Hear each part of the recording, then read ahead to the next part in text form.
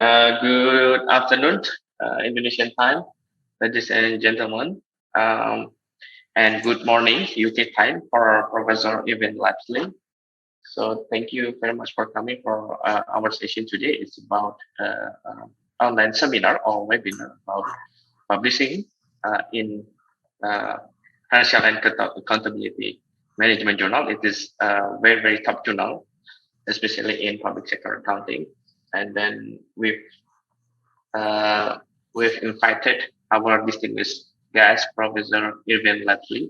So Professor Irvine is the um, Professor of Accounting Emeritus at Edinburgh University, Scotland. And then he's absolutely a top professor, top accounting professor.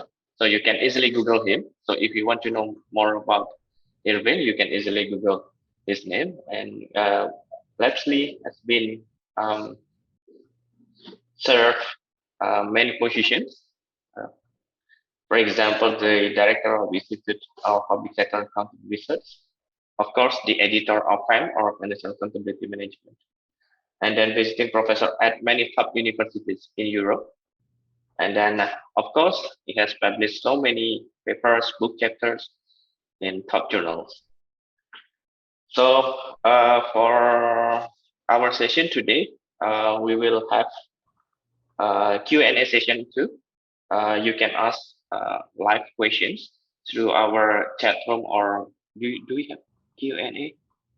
Or you can ask your question through our chat. Slido. Yeah. Slido. Yeah. And then Lapsley, go back to Lapsley again. Lapsley research interest is mainly about public sector accounting, so such as NPM reform or new public management reform, performance management, and then the impact of global fiscal crisis on government activities. Thank you, Vogy. Okay, now before I start to talk about this journal, which I've edited for many years, I'd like to ask people a general question. And the question is this: have you ever submitted to a journal without reading that journal? Have you ever submitted to a journal without visiting its website?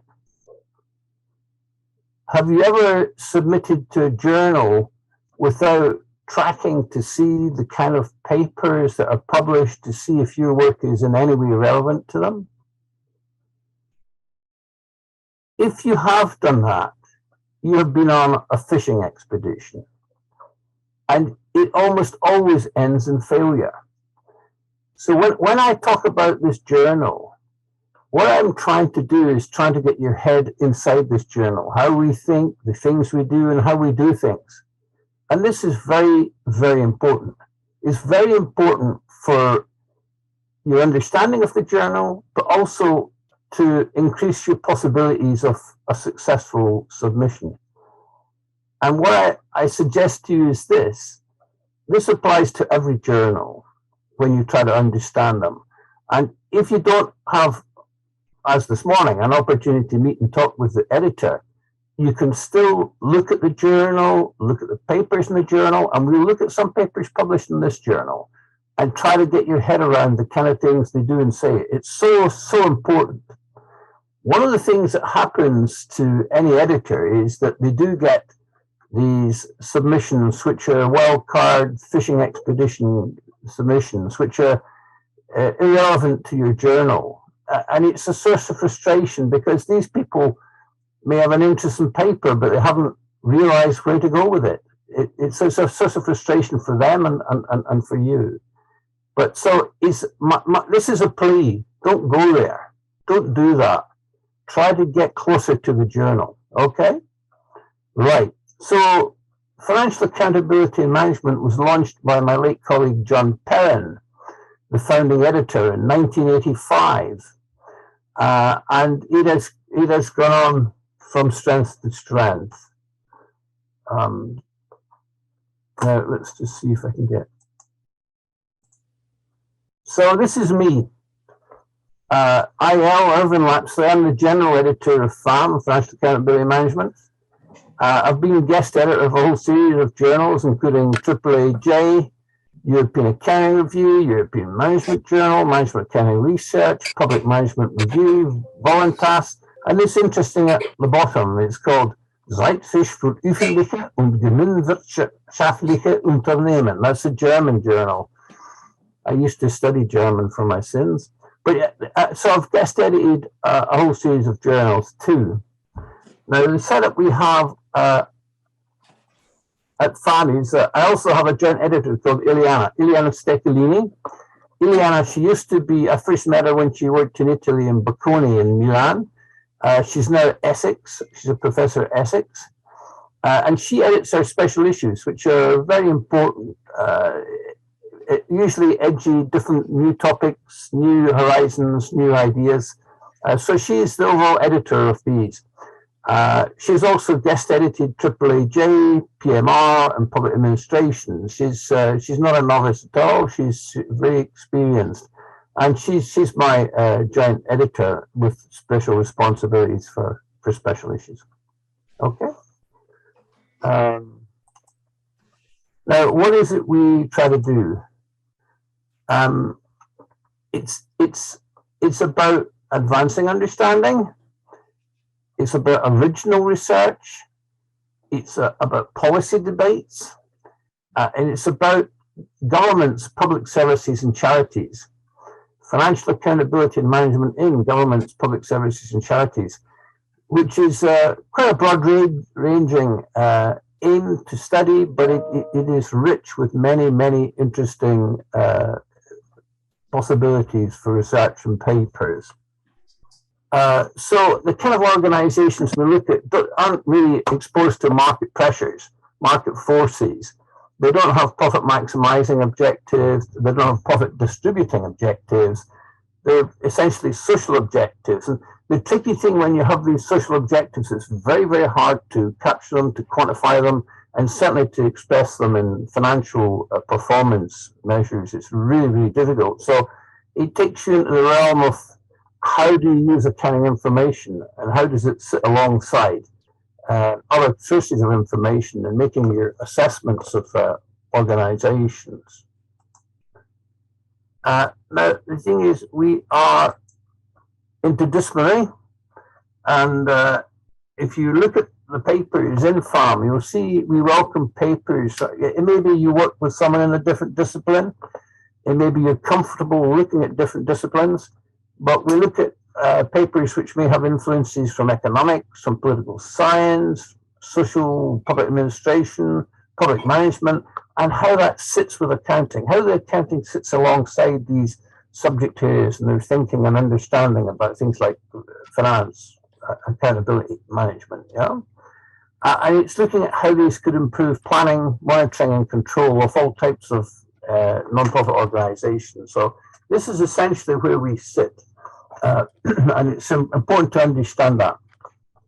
There are certain journals that are very narrow and technical accounting journals, and they don't look beyond accounting. They merely look at accounting and accounting applications, and they don't look too closely at what other disciplines say about the same area, but we're quite different. So the kind of things that we expect papers on are things like research funding and allocation. We've had a lot of material on this, like around universities, how they're funded and where the money comes from and how the system works and so on. Planning and budgeting, which is at the core of so much activity in the public sector.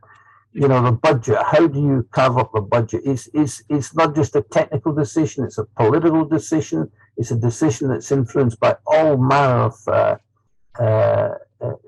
of dealings and toing and froing. So then there's the cost measurement, cost control, very, very important in public sector where we're always expected to deliver more with less. Performance measurement, performance management, performance evaluation. And of course, we have lots and lots of papers on performance measurement, performance management within FAM because it is such a hugely interesting subject, hugely important subject for us. Financial disclosure and reporting, because there's always something distinctive about the reporting in public sector organizations. It's not a static phenomenon. It changes a lot. It also is quite complex. It has all manner of issues around it. And then, of course, there's audit. And of course, within the scheme of public sector, audit assumes real significance. There's the national auditor, you know, these supreme auditors. There's also the maybe regional auditors. You may have specialist auditors on public services, and there's internal, external. There's the whole range of audit issues in there. And then also this thing about how financial and social accountability can link and come together. So these are the kinds of things that we look for. Now this is the kind of research we're after. Reflective or discursive. So you may have a piece of research which reflects on a particular practice, how it has changed, how it is used, is it effective, is it just symbolic? Does it have something much more instrumental about it? And discursive. So, I mean, essentially FAM is a journal which looks at qualitative research. So an explanation of a phenomenon would fit that quite nicely. We look for empirical papers. Now, of course, some people, there's a tradition with empirical papers which are all about hypothesis testing, but we don't necessarily see that as essential. It could be identification of research questions and seeking to answer them. But so empirical, then, you know, we'd happily look at surveys, field studies, case studies, you know, all that kind of research would fit in. And then we're quite liberal in our scope. We don't have, unlike some journals, we do not shut the door on people who disagree with us. There are some journals which will merely look at one particular insight or perspective, but we really are quite liberal in how we interpret what is important in public sector and public finance. Okay. Now here's there's some papers which were published in FAM, and I think it's really important to look at them. And the reason why it's important to look at them is because this takes you right inside the journal. Rather than just kind of guessing about the kind of things we might like, if you look at this. So if we look at this first issue, this is from last year, from 2021. Obviously, we've not finished 2022 yet, but from 2021, we usually have 6 papers in any issue. And you can see the first one looks at, it's Lynn Daff, and she's looking at NPOs and looking at chief financial officers and how they see their role in the NPO. So it's a kind of survey. And then we have a paper from Elsa Solstad, Inga Johanna Pearson, and Geraldine Robbins, and look at the idea of the hospital as professional organizations and the perception of distances in the management of the hospital. Okay. And then we have, I think, by Cheng Chang, the third paper is looking at normalizing control of and resistance to NICE, that's the National Institute for Clinical Excellence, NICE technology appraisal. So it's looking at cost effectiveness, but it's also looking at fairness. This is quite important.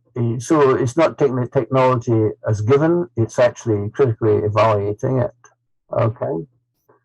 And then we have Audrey Patterson, she's looking at pharmacies, and she's looking at the professional re-stratification, or, you know, back to the future for pharmacists, which can be very influential in how hospitals run and operate. Then number 5, we're looking at networks, network learning and trust. And this is looking at benchmarking, Dietrichson and Book. The final one is a research method paper. It's navigating ethnography. I don't know if you're familiar with this. This is looking at how we use the internet as a research tool, by Ingrid Jacob. Now, if you look at these papers, there's only one paper that gives the merest hint of which country it is referring to. And that is the third one, because nice technology is a UK term. But if you look at these papers, you don't know which country they've come from. And this is kind of one of the issues facing people when they come to submit to FARM. FARM is an international journal. It has international appeal, it's international markets. And what appeals most to people is something which is, in some sense, not tied to a specific location. Okay? And here you're looking at, what is interest. Now, at one point, and I think we're looking here about the 1990s, the one country which got away with always being mentioned in titles was New Zealand, because it was so sharp, it was doing so many different things. People were always looking at the New Zealand case and how they handled things. But generally speaking here, what we're looking at is, we're looking at more generic titles for papers. We're looking at things which would appeal beyond the country to which it relates. So, like the second one is actually Scandinavian. The fourth one is actually British. The fifth one is Scandinavian. So but it's not obvious that they're talking about their country or their setting. This is really important. It's really important when you're coming to go to a journal. And so, for instance, the people say the case of the Czech Republic, or they say the Netherlands is particularly interesting because, or let's look at our Emeritus or whatever it is. These things are very, very difficult to sell, because lots and lots of people may be interested in the generic title, the general idea, but not necessarily in the specific setting. They may not relate to it at all. So it's molto importante, really important that you do this, okay?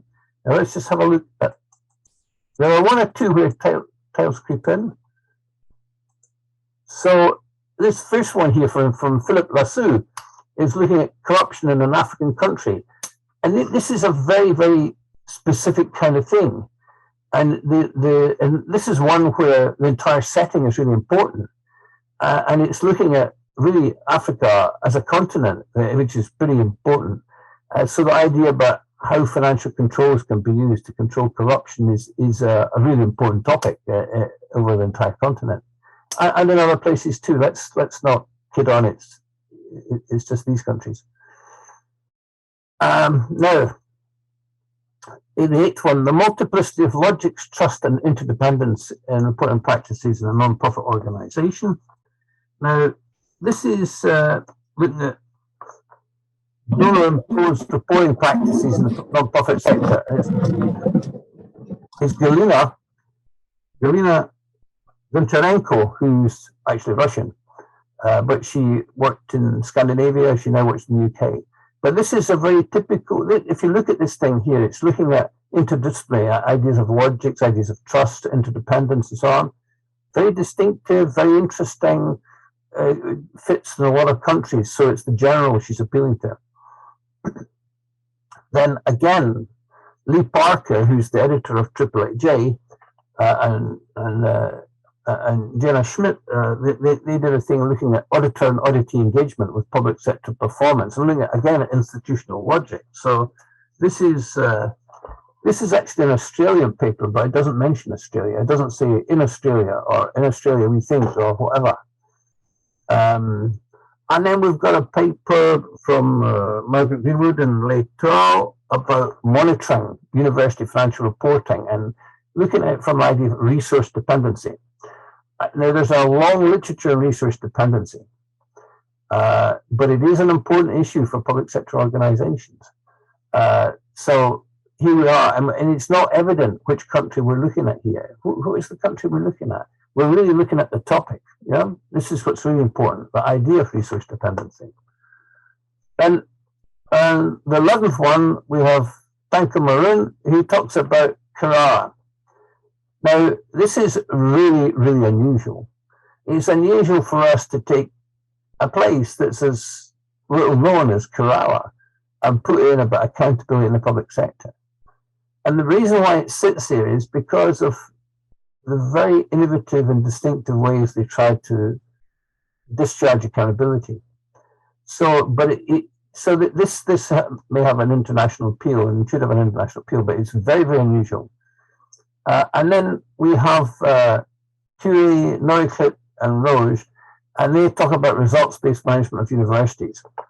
And I think this is very, very topical. The entire area of universities has become very topical as an area of research.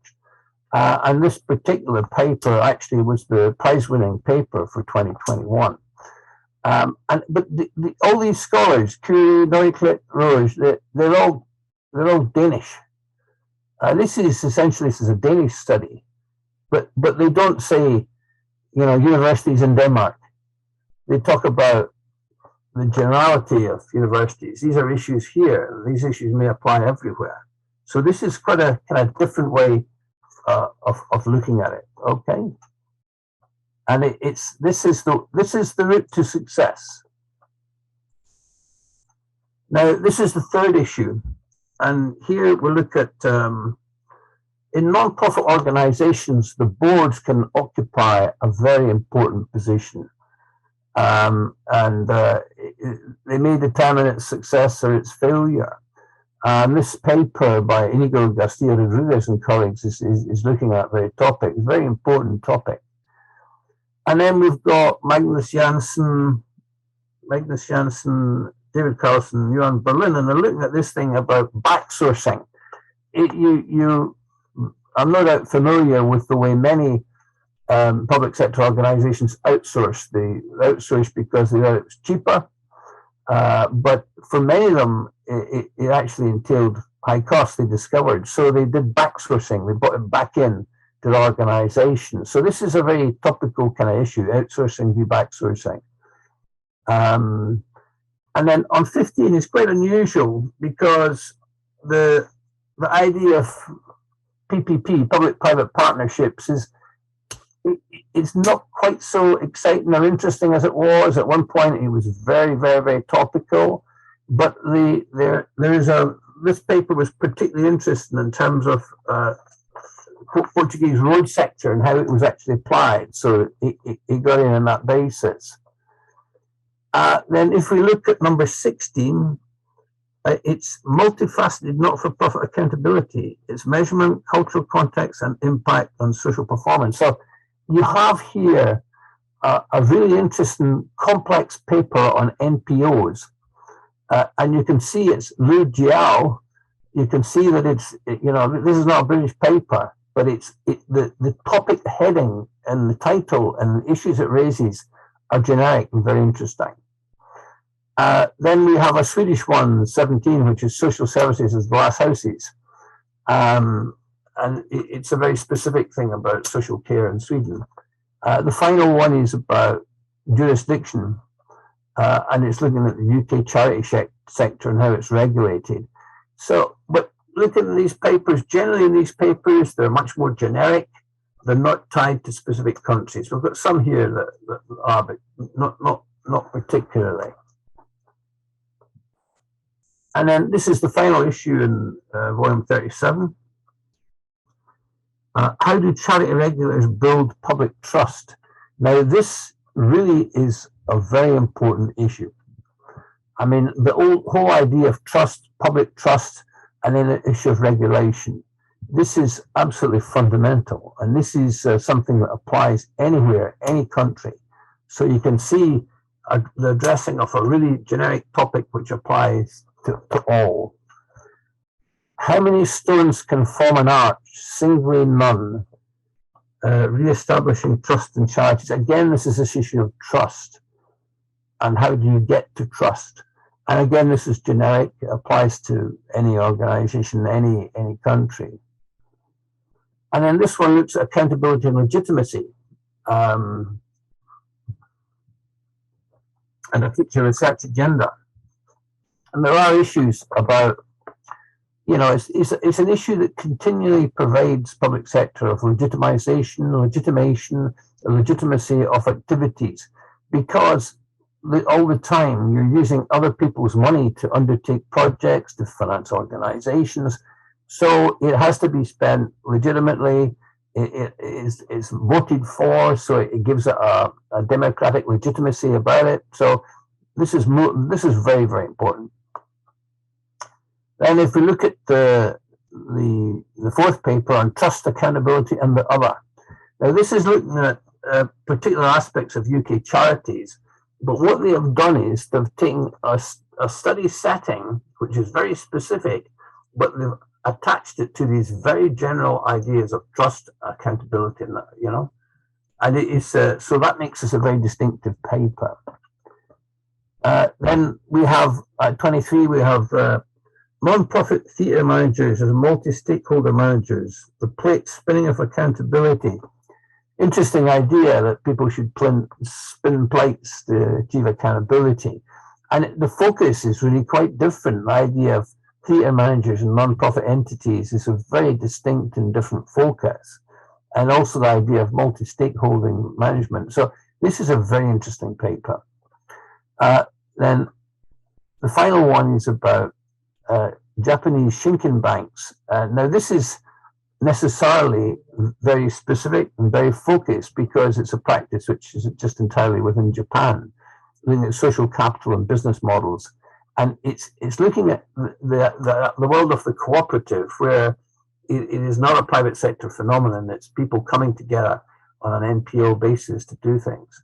So, I mean, what I've tried to do here is to get you to think about how you might write, the kind of things that you might write, and how you might make it acceptable to an international journal like FAM. So it's not to say the Indonesian experiment or Indonesia is interesting or whatever. You're looking much more at the generic issues. What are we looking at? Are we looking at trust? Are we looking at accountability? Are we looking at multiple logics? Are we looking at performance management or whatever? And you've got to try to have something which offers an appeal, an international appeal. Now, there are associate editors on our board: Dana Forgione in Texas, Noel Hyman in Belfast, Lisa Kurimaki in Finland, Ingrid Jaco in Edinburgh, Mark Yeagers in Brussels, Bogi Jonsson in Oslo. Now, these guys all bring different things. So, for instance, Dana Forgione is very interested in NPOs and in healthcare. Noel Hyman is interested in charities, but he's also interested in performance management. Lisa Kurimaki is very much interested in healthcare and the idea of markets in healthcare. Ingrid Jaco is very interested in methodologies and different social theories and how they might be applied. Mark Yeagers is very interested in modeling and testing models and so on. Bogi Jonsson is very interested in audit, public sector audit, state audit, and so on. And then we've got an international editorial board as well. Now, this is how we go through it. When papers come into FAM, I initially screen them, I look at them, I read the papers, I see if they're a good fit. I see if we have some of these kamikaze wildcard fishing expedition papers, which have absolutely nothing to do with the journal. You just kind of, this is one of the wonders of current publication technology. You know, it's the euphoria of pressing the button and making an instant submission, and then you may find that within seconds it's been rejected because you've sent it to the wrong journal. You know, this is something that goes up and comes down. It goes up, it comes down, there it is. But I screen them, and what I'm looking for here is to see that the paper is in good shape, that it is been put together carefully. He has something interesting to say, and this is really important. One of the really important things about this is when you send papers out to review, you're sending them to busy people. You send them to people who have lots of things that they're doing themselves. So you certainly want to give them papers that are worth looking at, worth reading, of interest to them, well crafted, and not something where they're just going to tear it apart and say, wow, geez, half the references are missing, half the references are missing. And then, you know, or say something about you know, something like that. Anyway, so it's very important that I look to see that it's good enough to go to review.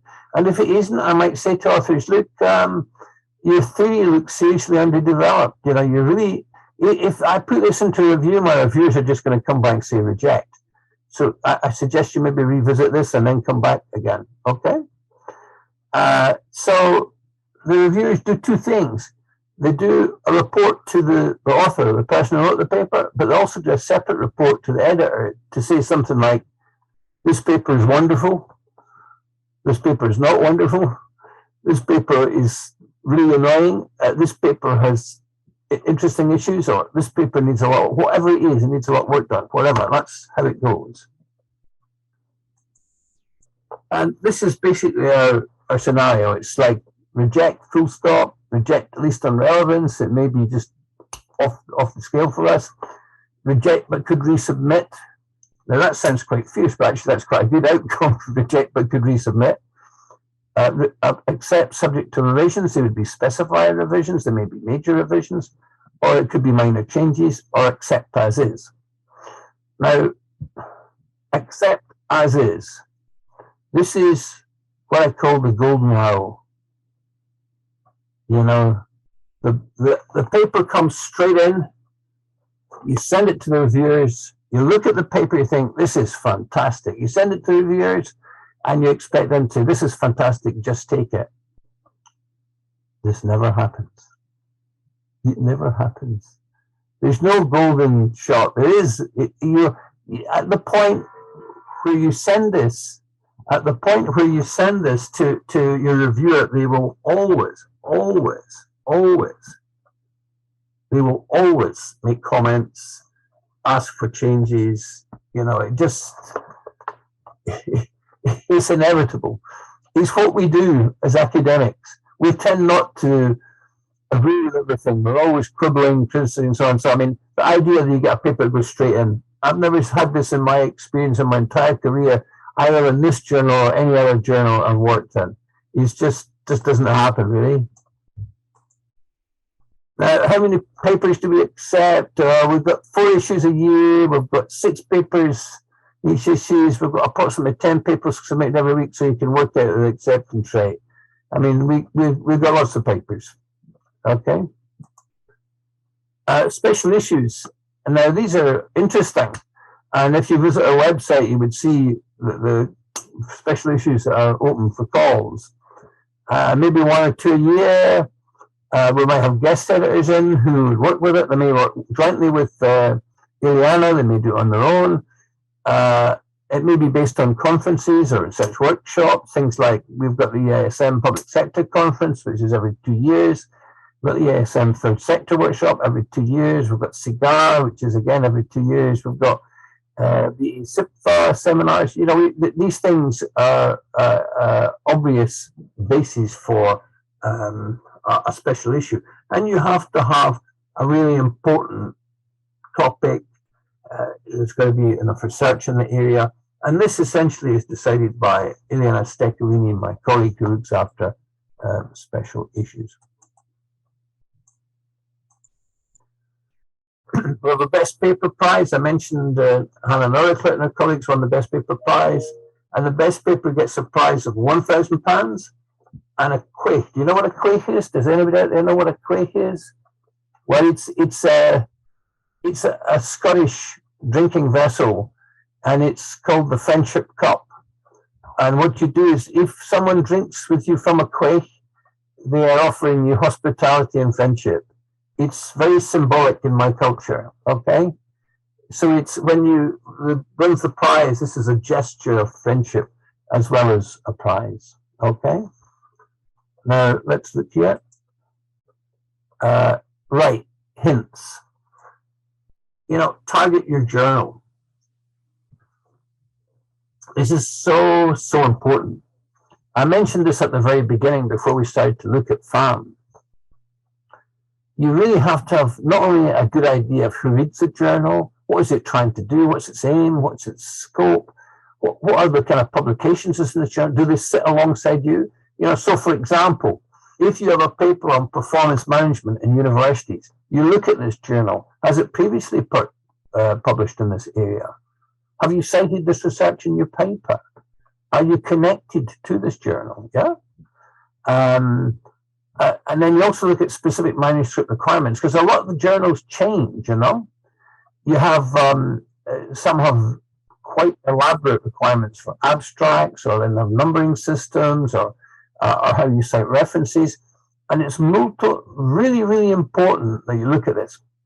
And one of the reasons why it's particularly important is if you send your submission to one journal which has very, very distinctive requirements in terms of structure, abstracts, and so on, and it's not accepted by them, then you take the same paper and submit it to another journal, we know straight away what you're looking at is a rejection. It's been rejected by that other journal, because the editors know what different journals look for. So you've got to kind of at least reconnect with the style of the journal you're going for, okay?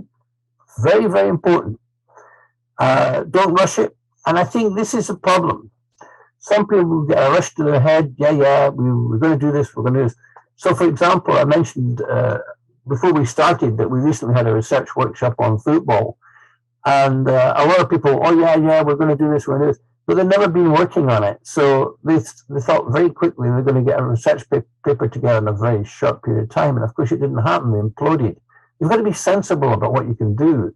And you want to make it your best shot when you go forward, yeah? Make your message clear. Clarity is so important. You want your reviewers to understand what it is you're trying to do and trying to say. Now, to get the balance right. Now, does anybody have any idea about what the balance is between the two parts of a paper? If you think about a paper, you start off with an introduction, a bit of literature review, maybe prior research, and then theory, design. That's like the front end of the paper, okay?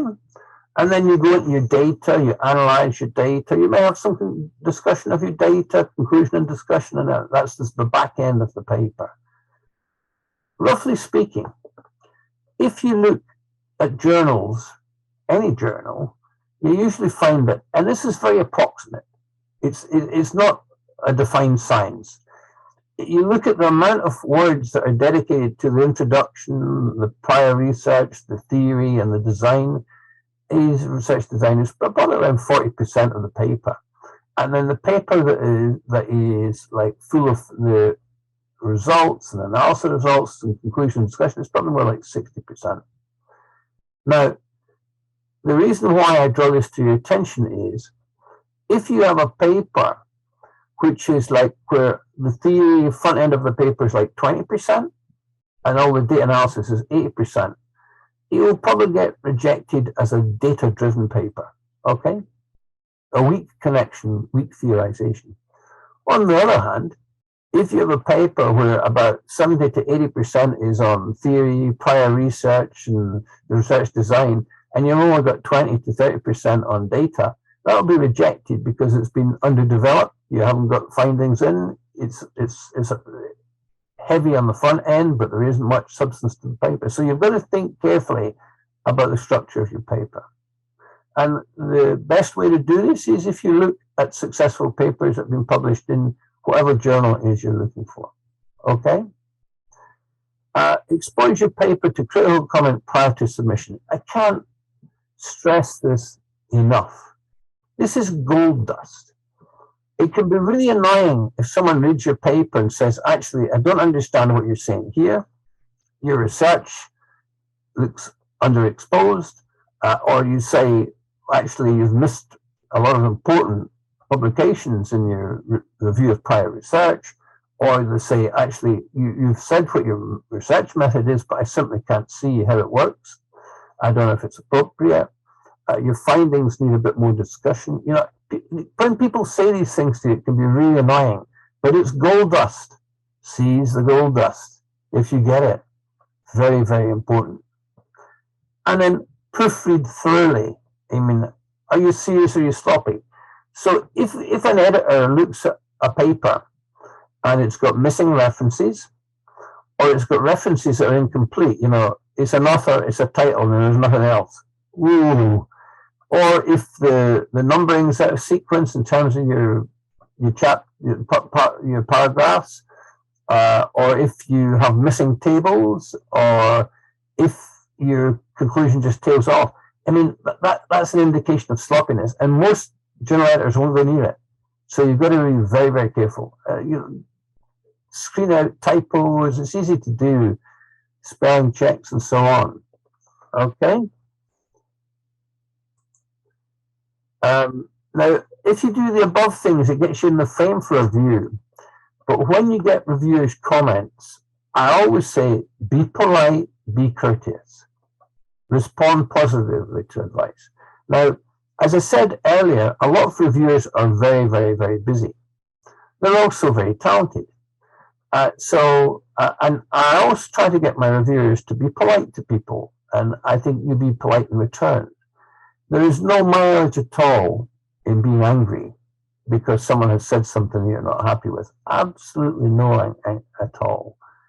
Now, if it's accepted, congratulations. But if it isn't, you've got to revise it before it goes elsewhere. I mentioned this earlier. Because all the journals have different requirements in terms of abstracts, referencing, structure, you really have to look very carefully at what the journal requirements are before you go back with it. If you just send the same paper, you send it to your first journal, whatever it might be, and if it's rejected and you keep sending it to other journals, it'll keep getting rejected. Believe me, it will. It will. And one of the reasons for that is that you may get the same reviewer. The first journal you go in, the reviewer says, I don't like this. You don't change it in any way. And then it goes to the new journal, and it goes back to the same reviewer. And what the reviewer says is, well, I reviewed this for journal X, and no changes have been made to it. I can't recommend acceptance. So, boom, be very careful there.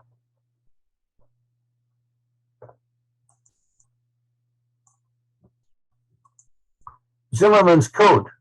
Zimmerman's American academic. He used to edit the Journal of Management Account Research in the States. I just liked his code. His code is good papers are not difficult to read.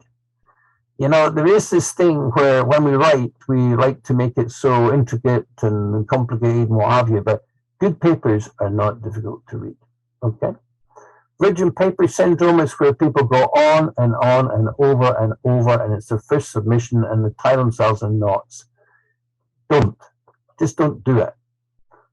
Dumb editor referee assumption. This is people who put a paper into review and they think the editor or the reviewers simply haven't appreciated how wonderful it is. There's no point in going there. No point in assuming the editor is dumb. He was assigned by the publishing house. They must know his capabilities. And the dumb referee, I mean, it's very unusual to have a dumb referee, really. So just don't go there. Now, the omnipresent reviewer. This is what I was saying to you. Like at any point in time, usually my inbox has like 6 reviews in it. That's where I draw the line. So I do some of these reviews, and before you know it, it's back up to 6 all the time. I review for a whole variety of journals. Journals where I'm on the editorial board, journals where I'm not on the editorial board.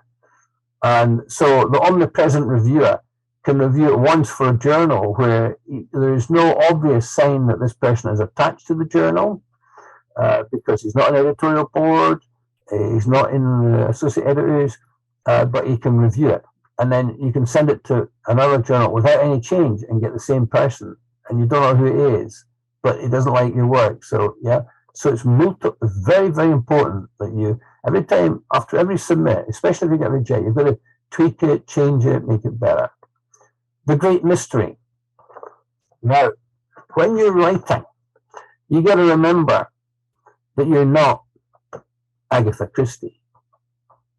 Agatha Christie did write novels, mystery novels. We're not writing mystery novels. Look at that very first point up there from Zimmerman. Good papers are not difficult to read. Yeah? Really important. Then my diary, people who go through as a sequential diary, it's very descriptive. It's not going to take you anywhere. Footnotes galore. You'll see that a lot of journals. I mean, this is the PhD-itis. People who write PhDs have footnotes everywhere, and you know, justifying obscure points and such like. But in journals, only absolutely when necessary. And you see a lot of them are end notes, not footnotes, and you've got to be very, very on style, yeah? Now, DUA, don't use acronyms. This is very, very difficult. I mean, it really is difficult. There are certain things where we have to, you know, like UN for United Nations, for example, SDGs, and so on. But I think that you've got to be careful about it and not overdo it. And then Zimmerman's last point is Mayday. You know, this may, or this may happen, or that may happen, or this may happen. And it's very, very tentative. And it gives an impression that the paper is still looking for some answers. So you've got to be very careful on use of mayday. May, maybe, yeah, but not all the time. Right, here we are. This is me talking to you. So what I'm saying here is, your paper should have clear objectives and scope, absolutely clear. You should use the prior literature to really good effect. You should show awareness of current scholarship, you know, contemporary work in the same area. You establish the contribution made. What is the contribution you make? Do you add something which helps us to understand how universities function in Indonesia? Is it different from universities in the UK and Europe? Why and how? It's very important when you're having an international audience to have a contribution which has international appeal. Apply or explore appropriate theory. And this is the biggest problem for many people. Which theory do I use? And there are so many theories around. I mean, there are lots of them. And I confess, I myself have used lots of theories in my own research, and I feel that different theories give you different mileage and traction in terms of explaining phenomena. So I think very carefully about your theory. Clear statement of methodology. I mean, this is the easiest thing in the world. Set out what you did, how you did it, how you got your data, how you analyzed your data. And when you get pulled up on this is really a sign that you're well short of the mark in terms of writing. And then, of course, you want evidence. You want evidence that's good, especially primary. If you get it, you know, like interviews and so on, or secondary interview from publications. You know, you want good evidence. Very important. Careful elaboration of context. And this is what I was saying earlier about if you start to write a paper and you're really just talking about Indonesia, you really need to be very careful. I mean, if it's about Indonesia, who else does it relate to? Does it relate to other Asian countries? Would they have the same issues, same problems? Does it relate to countries in the Americas or Africa or whatever? Is it developing or other? You know, you have to be very careful in elaborating that context. Very, very important. I need a conclusion which is meaningful. I think for me, the worst conclusion is one that's just like 3 sentences long. You think the authors are fed up with writing a paper. They've given up hope. They've just walked away. You know, it makes you want to scream. Okay? So people get obsessed with journal rankings, and we're particularly interested in the Australian ones because the Australian Association of Deans have rated us as an A journal since 2008, and the Australian Research Council rated us as an A journal since 2010. We have a very complicated system in the UK called ABS, and we're a 3-star, which is an A. There are other 3-star journals like Management Account Research, European Account Research, Accounting and Business Research, Accounting, Auditing and Accountability Journal, and Abacus. And so we sit there in terms of that clutch of journals. So that's me. I've finished. Any questions? Thank you so much, Irvine, for the sessions. And let's move on to the Q&A session. Any questions? Well, it looks like we don't have any questions at all, Vogy. Yeah, Irvine, actually, we've got some questions. All right. Okay, So, go for it. Go for it. yeah. Some of our audiences they've submitted the question before the session start. So I will pick some relevant questions for our today's sessions. So the first one is about in financial accountability and management. Are you accepting papers which employ quantitative and qualitative approach?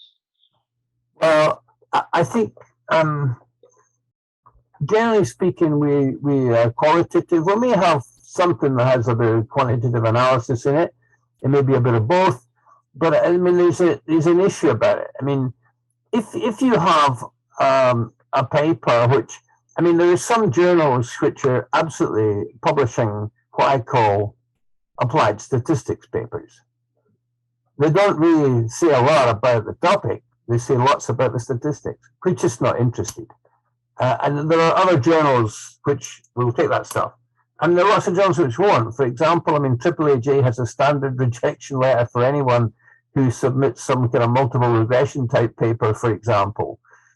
So it is horses for courses, but I mean, if you've got to think about the way to really understand the answer to this question is to actually read some of the papers that we've published, look at the journal and see it, and see where it can fit in. But if it is something like entirely implied statistics, you really, and perhaps better in an economics journal or one that poses as an almost statistics journal. I mean, I'll give you an example. I used to subscribe to the Accounting Review of the American Accounting Association, and it was widely regarded as the #1 journal in the world when I subscribed to it. And it used to have lots of really fascinating issues and debates and so on, absolutely terrific. But now it's just almost like PhD students putting in a bit of applied statistics with a tiny little bit of accounting in there somewhere. So I think it no longer has much interest for me personally or for many other academics. So you've got to look very carefully about your target journal. And I would suggest if you have a super sophisticated applied statistics type paper, probably if you're wasting your time sending it to me, you really send it to someone else. Okay. Right. Thank you so much for answering the first question. So the next question is about theory. Mm-hmm. So when you are considering particular theory on a paper, do you have a kind of like questionable theory, new theories, or old theories, some consideration, something like this? Well, I mean, let's look at theory. So you have some theories that just like come and go.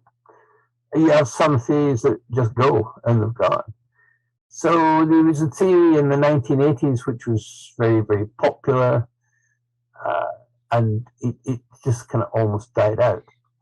Then you may have contemporary theories which have deep roots, which go back some considerable way, which is absolutely fine. But I think when you present your theory, what is very important is that it actually helps you to explain the phenomena you're looking at. Does it help you to understand what you're looking at? Does it help you to say, this is why this happened? The theory must have some explanatory power. And if it doesn't have that, it's almost like icing on a cake. You know what I mean? Your theory shouldn't be icing on a cake. It should be embedded in the cake. I have this kind of particular gesture I have. It's like this. You see? Theory, empirical data, they should be integrated. It shouldn't be like theory, data. Yeah? So use your theory. It's not just about which theory is, it's about, do you use it? Does it fit? Does it make sense? And really, there are so many theories around in social theory, economic theory. There is a thing where a lot of people in, say, like economics don't get past agency theory, and it's their obsession, and it is an obsession. And it could be applied in the context of some accounting application. But there are lots and lots of theories, and I've used so many different theories. Kind of lost count of the theories I've used. So, for instance, I did a very unusual piece of work on edge work. Have you heard of edge work? Edge work is a kind of unusual theory. It talks about things that are edgy. If you just think about the edge is like a precipice that you can fall off because it's so different, it's so edgy. Then you can have more straightforward theory like diffusion. I mean, diffusion has been used thousands of times as a theory. Some people criticize it. Actor network theory, which a lot of people have used. Some people well, some people not so. And and then you get some people who are so into it that they think of themselves as gatekeepers on ANT. You know, it's quite an innocent twist. So I think there are any number of theories, and I think one of the best things to do is to look, if you're interested in the theory, if you look at papers which actually use the theory and see how they've used it and see if you're actually capable of doing the same thing. Okay? All right. Thank you so much for the response, Leslie. Probably this is the last question. We still have some questions, probably, but because of the time constraint, so probably this is the last question. So the question is it a good practice if we want to publish in a journal? We then look at the topics covered on the journal for the last 3 or 5 years, and then we write our research on those topics, based on those topics. So that's the question. I think what that does is it gives you connectivity. So straight away, the editor will think, well, you've engaged with the journal, which is really, really good. This is really important. But ultimately, what determines the outcome is how well you use the material you have, how different it is. And people obsess about the idea of contribution. And what contribution is saying is, how different is this paper? Does it help us to think about these things differently? Does this extend our understanding of particular phenomena? Does this allow us to think very sharply about the meaning of particular phenomena? So that is really important. Looking at these papers is a really good start. It gives you connectivity. It gets you in for a review. But what's really important is, does your theory fit? Is it tight? Have you got good data? Is the data interesting? Do you also have a really nice contribution which has a real international flavor to it? So lots of other people will want to look at it. Okay. All right. Thank you so much, Professor Irvine Lapsley. We've arrived at our the end of our session for today. So it's already 5 p.m. in Indonesia and then 11 a.m. in the UK, and then we don't want to bother more about on your tight schedule. So thank you so much. Yeah. Thank you very much, Vogy. It's really been interesting chatting to you guys, and I hope you find it useful. And I hope very much that you guys get papers published in top European journals. Okay. Thank you very much. Yeah. Okay, really nice meeting you. You take care. I'll drop take care. An email. Okay. Thank you so much. You take care. Thanks a lot for the invitation. Go well. Bye bye. Bye bye. Bye bye.